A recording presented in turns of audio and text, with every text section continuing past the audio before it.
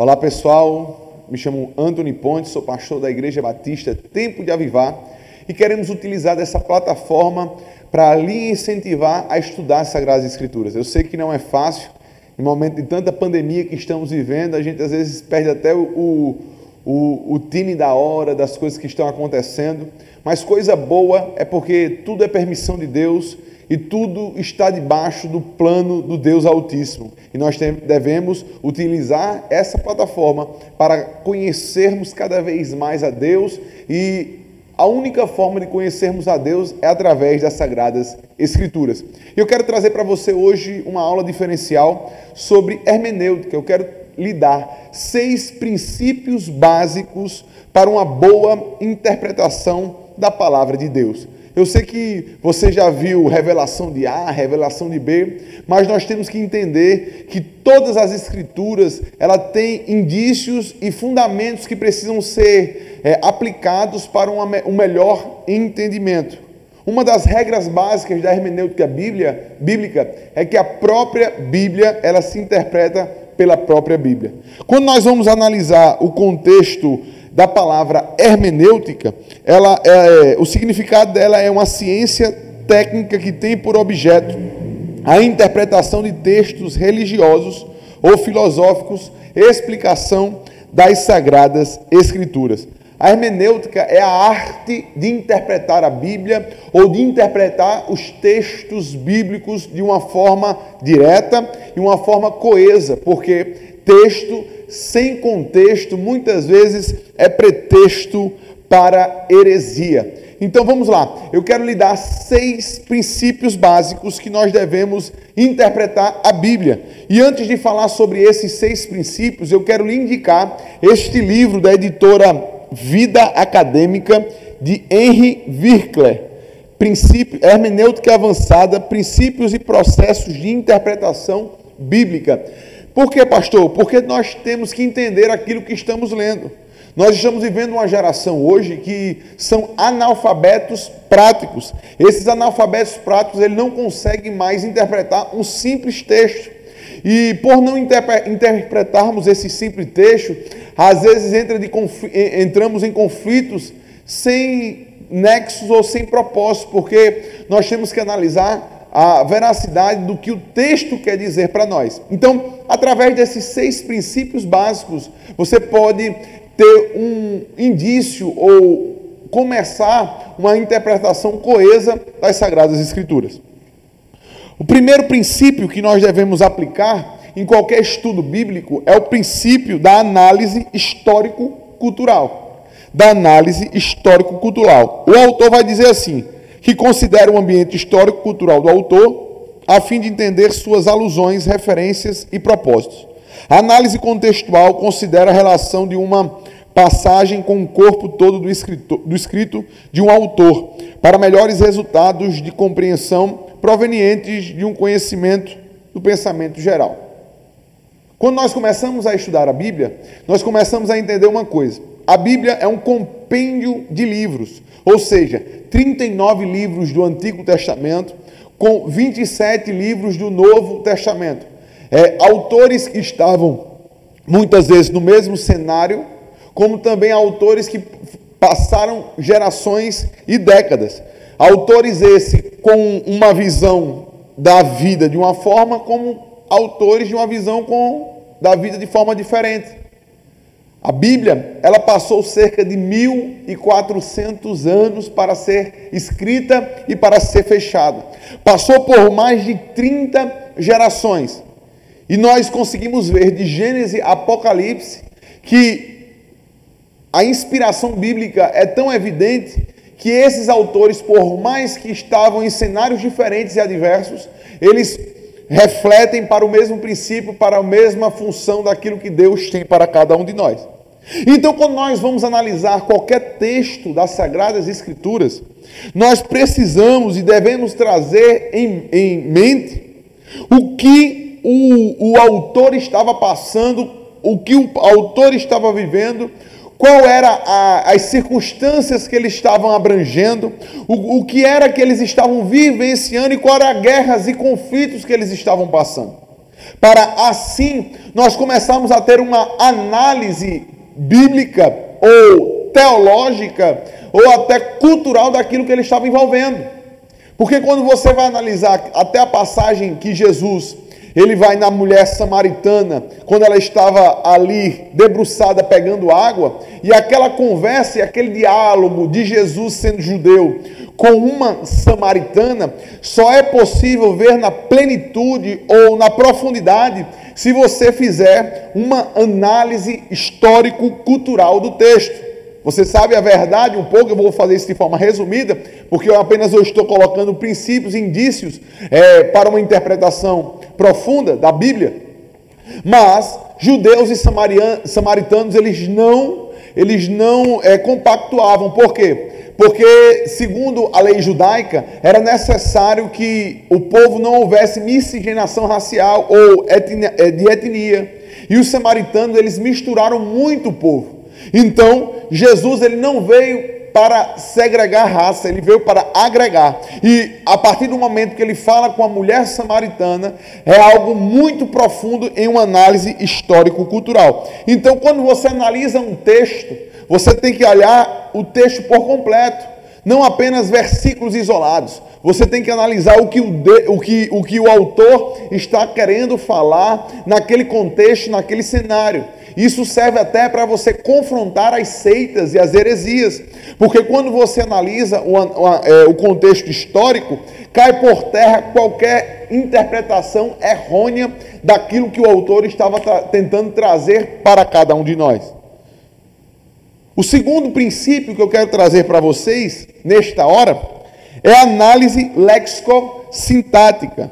O autor aqui, Henry vai dizer o seguinte: revela a compreensão das definições de palavra, a lexicologia, aí sua relação umas com as outras, sintaxe, a fim de se compreender com maior exatidão o significado que o autor tensionava transmitir. O que é isso, pastor? Você entra com análise histórico-cultural de tudo que estava acontecendo. Depois você vai ter que ter uma análise minuciosa do texto. Porque, irmãos, uma vírgula, ela faz uma diferença. Erros grotescos de interpretação são feitos e oriundos de pessoas que não analisaram o contexto de concordância verbal, concordância adverbial, concordância simples de texto. E eles tiram daquilo ali algo profundo, como se fosse verdade absoluta, e abrem margens para heresias terríveis. Como eu sempre falo em qualquer estudo que eu ministro. Eu quero dizer para você, irmãos, que em 20 minutos que vamos estar aqui conosco nessa aula, você apenas vai receber uma gota de um mar de conhecimentos. É necessário apenas um pontapé para você sair da sua zona de conforto e buscar maiores conhecimentos e entendimentos. Divergências podemos ter, mas a Bíblia, pela Bíblia, ela se autoexplica e existem princípios fundamentais que, por mais que eu não concorde, eu tenho que me curvar e acabar concordando, porque foi Deus que escreveu as Escrituras. E a análise léxico-sintática é você entender o que é que ele está querendo falar na palavra. Existem textos que não precisam fazer análise sintática, léxico-sintática, como o texto que fala que Jesus chorou. Jesus chorou, não precisa fazer a análise histórica nem sintática. É o texto que ele é autoexplicativo. Mas a maioria dos textos que entra pelo menos em conflito, seja a relativização do pecado, seja problemas doutrinários e dogmáticos dentro da igreja, esses problemas eles só podem ser resolvidos com uma análise léxico-sintática daquilo que o texto está querendo falar, e não podemos correr disso, porque quando corremos disso, nós vamos incorrer em erros. E nós precisamos, em todas as esferas, principalmente na esfera da arte de interpretar as Escrituras, tentar fazer o possível para não colocar a minha opinião e nem a minha vontade, mas o que o autor está querendo falar, o que Deus permitiu que fosse revelado, para que não haja conflitos de ideais ou conflitos doutrinários. O terceiro princípio que eu quero trazer para você, nesta hora, é a análise teológica. Teologia é estudo sobre Deus. Para nós termos uma teologia, ou estudo sobre Deus, ou estudo sobre divindade, vamos sempre se referir ao estudo da divindade cristã no contexto evangélico protestante. Amém? No contexto evangélico protestante, oriundo da reforma do nosso querido doutor Martinho Lutero. Então, a análise teológica, de acordo com Henry, ele vai dizer assim: estuda o nível de compreensão teológica na época da revelação, a fim de averiguar o significado do texto para seus primitivos destinatários. Assim sendo, ela leva em conta textos bíblicos relacionados, quer dados antes, quer depois da passagem em estudo. Entenda, a análise teológica é bastante profunda, porque para nós termos uma análise teológica um pouco mais sólida, temos que pegar, os autores eles falam que devem pegar no mínimo 3 versículos bíblicos. Eu gosto de arrochar um pouco mais. Para nós termos uma análise teológica profunda, nós temos que pegar não apenas 3 versículos bíblicos, mas temos que pegar 3 contextos bíblicos que se levam a uma determinada visão teológica ou uma determinada visão doutrinária. Essa análise teológica, você tem que entrar na mente do autor e ver até então o que ele tinha de conhecimento bíblico ou de Deus, analisando que na época em que fora escrito, seja o Novo Testamento, só tinha a Torá, os Salmos e os profetas maiores e menores, ou seja, o Antigo Testamento. Se você for analisar o Novo Testamento, você tem que ver o que é que eles tinham em mãos. O próprio apóstolo Paulo, que escreveu quase todo o Novo Testamento, a maioria dos livros doutrinários do Novo Testamento, ele tinha estudos, a Bíblia vai mostrar que ele era ensinado aos pés de Gamaliel, que era um mestre da lei da época, que tinha uma eloquência e um saber incomparável. Então, quando você vai analisar de forma teológica, você não pode trazer ou remeter ao contexto histórico ou a teólogos históricos. Você tem que ver o que é que a Bíblia está se referindo, para depois você começar a ver com os pais da fé, seja Martinho Lutero, seja Santo Agostinho, São Tomás de Aquino, João Calvino, João Armínio, entre outros, John Wesley, entre outros que corroboraram com a teologia da época, ou com aquilo que o autor estava se referindo no texto bíblico. Lembrando que estamos tendo um estudo sobre hermenêutica, e hermenêutica é uma arte de interpretar textos bíblicos. Então, a análise teológica, ela envolve vários autores, ou vários contextos, ou vários versículos em prol de um dogma, em prol de uma doutrina. Nada pode ser ao léu, tudo tem que estar baseado nas Escrituras.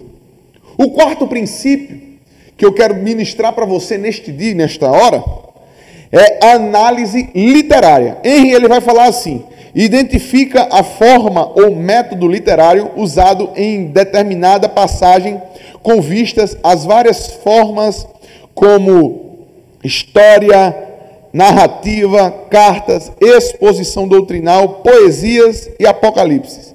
Cada uma tem seus métodos únicos de interpretação e de expressão. Isso é algo bastante profundo. Para nós fazermos uma análise literária do texto, nós temos que ver que tipo de narrativa ele está utilizando.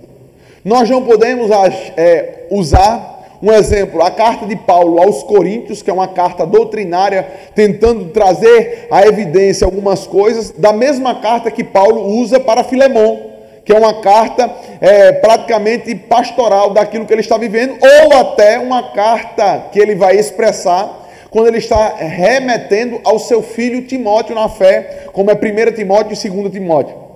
Como também a gente não tem como analisar da mesma forma o evangelho segundo escreveu João, né, que é um evangelho mais completo da palavra de Deus, tanto que tem teólogos que endossam e dizem que só precisa estudar João, porque ele vai ter uma análise completa de todas as Sagradas Escrituras. Eu, na minha opinião, acho isso um erro. nós temos que analisar a Bíblia como um todo, não em partes, mas sempre em todo, e ela é a palavra de Deus, ela é a verdade de Deus, não temos como correr disso. Tem até alguns hereges atuais que tentam correr disso, mas não tem como correr. A Bíblia é pela Bíblia e sola Escritura. Então, a análise literária tem que ver o que é que ele está falando de uma forma profunda, porque o próprio João, quando ele vai escrever Apocalipse, que é a visão que ele teve na ilha de Patmos, a revelação que ele teve escatológica dos fins dos tempos, ele usa uma linguagem às vezes literal, como também ele usa uma analogia, uma metáfora, uma simbologia. Irmãos, nós temos que analisar, aleluia, de forma literária, muitas vezes o que o autor está falando, se é poesia, se é algo mais, como é que se diz, ele está utilizando de metáfora. Jesus usou muitas vezes parábolas nos seus evangelhos, e essas parábolas de fato eram fatos que aconteceram ou foram fatos que ele ilustrou para trazer para nós? Isso ninguém sabe, mas o que importa é o conteúdo das explicações contidas nas parábolas. Parábola do semeador, parábola do filho pródigo, parábola do rico e Lázaro, entre outras que nós conseguimos analisar e ver que precisamos ter uma análise mais profunda para trazer a verdade bíblica e espiritual do que o autor está tentando trazer para os nossos dias de hoje. Depois que você tem a análise histórico-cultural, 2, a análise lexicossintática, 3, a análise teológica, 4, a análise literária, eu quero trazer para você o quinto princípio nesse pequeno estudo, breve estudo sobre hermenêutica para você. É a comparação com outros intérpretes. O que Henry ele vai dizer aqui, ele diz assim: coteja a tentativa de interpretação derivada dos 4 passos acima com o trabalho de outros intérpretes. O que é isso? Depois que você analisa as 4 posições, ou os 4 princípios que eu falei no passado, nesse texto, neste vídeo, nós agora vamos comparar com outros intérpretes.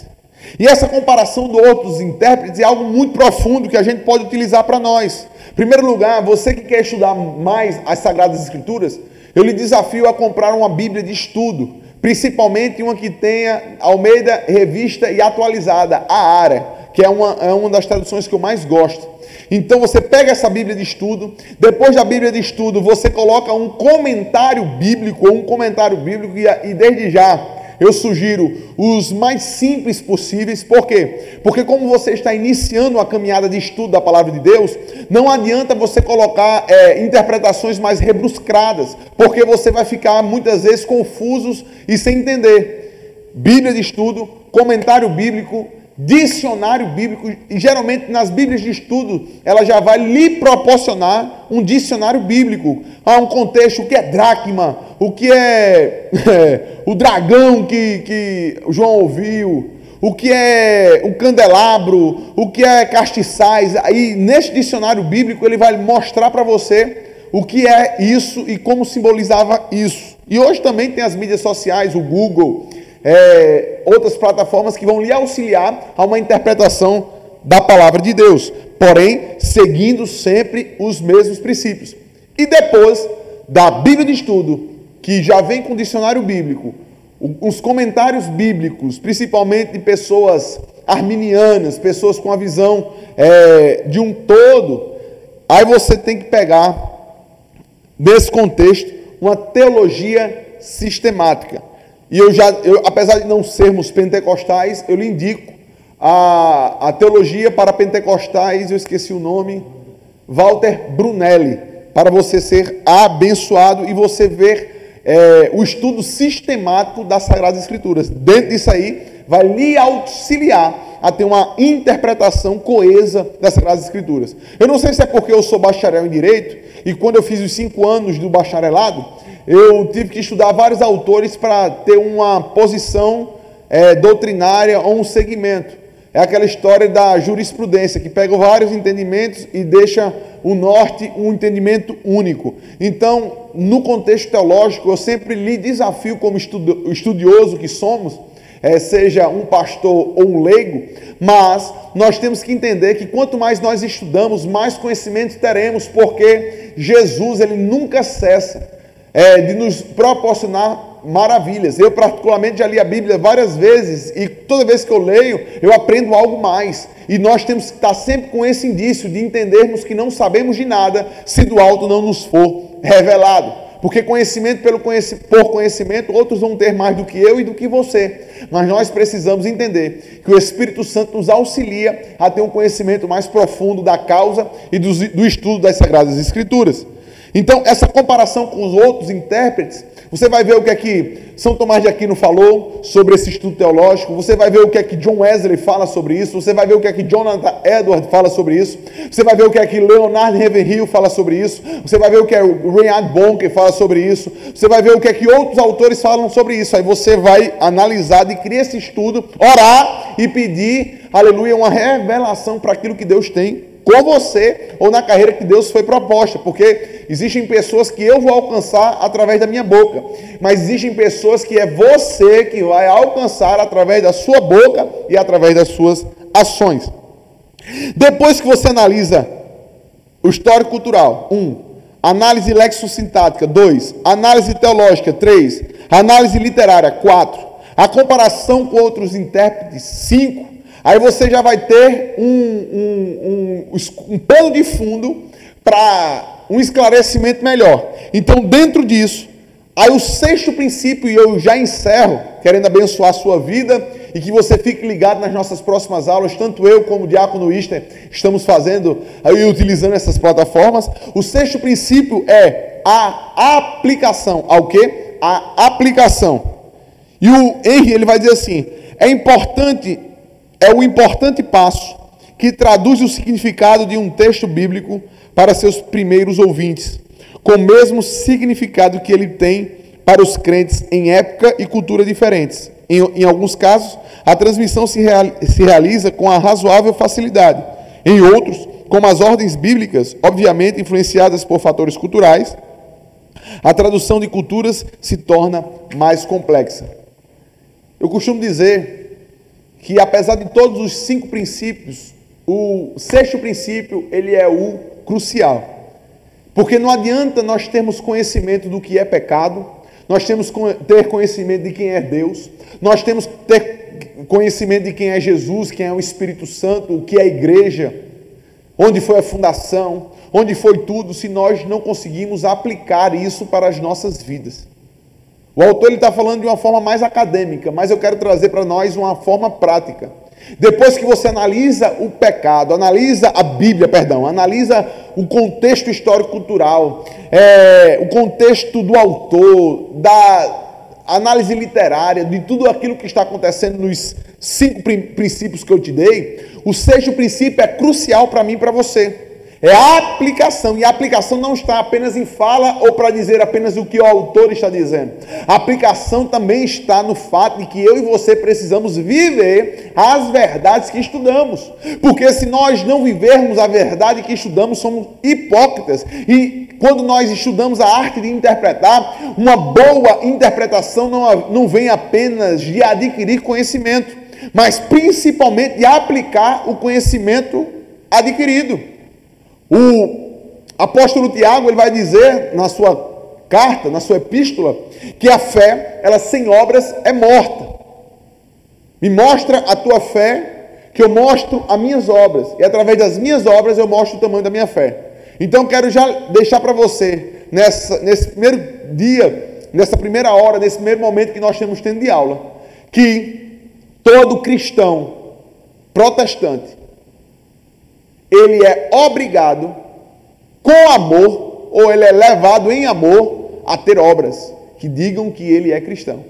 Porém, nem todos aqueles que fazem obras são crentes ou vão para o céu. Mas todos aqueles que estão no céu, que vão para o céu, esse faz as boas obras. E como o próprio Jesus fala, ele vai ser uma árvore frutífera frutífera em Deus. Então, Deus abençoe a sua casa, Deus abençoe a sua família. Eu não sei o cenário da tua vida que tu está assistindo esse vídeo, mas que sejam envergonhados e confundidos todos os profetas do caos. E que eu e você possamos ser profetas da esperança em dias tenebrosos. Deus abençoe. Um abraço.